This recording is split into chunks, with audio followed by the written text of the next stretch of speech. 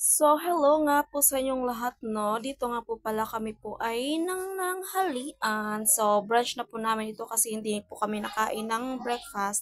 So, since lunch na ito, so brunch na po ito. Yan nga po ang aming ulam, yung lauoy na tinatawag sa amin sa Bisaya. Di ko alam kung ano yan sa Tagalog. So, mayroon din po kaming fried chicken at saka vegetable lumpia.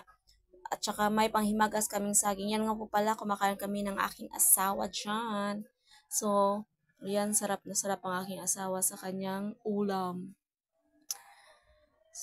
Ayan nga po, no?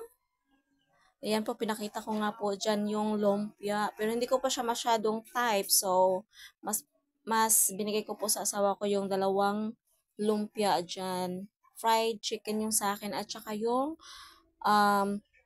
gulay na sabaw. So, ayan nga po. Sabi niya masarap daw yung lumpia na vegetables. Binili lang po namin yan siya doon sa labas. Dahil nga po, tinamad kaming magluto. So, bumili na lang kami ng aming ulam doon sa labas. So, kayo po, ano pong ulam niyo dyan? Pwede niyo po bang i-share sa amin? So, ayun nga po yung ulam namin na gulay ay tira po niyan namin kagabi. At dahil pwede pa yan, ininit ko lang po para po makain pa namin. So, dyan nga po pala, marami nakain yung asawa ko dahil nga po, masarap daw po yung aming ulam. O, diba? Nagtatabayan. Pero ako po, diet ako eh.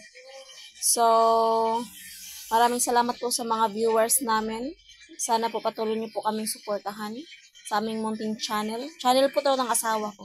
So, ayun nga po, thank you for watching sa inyo po. Shout out po sa ating lahat.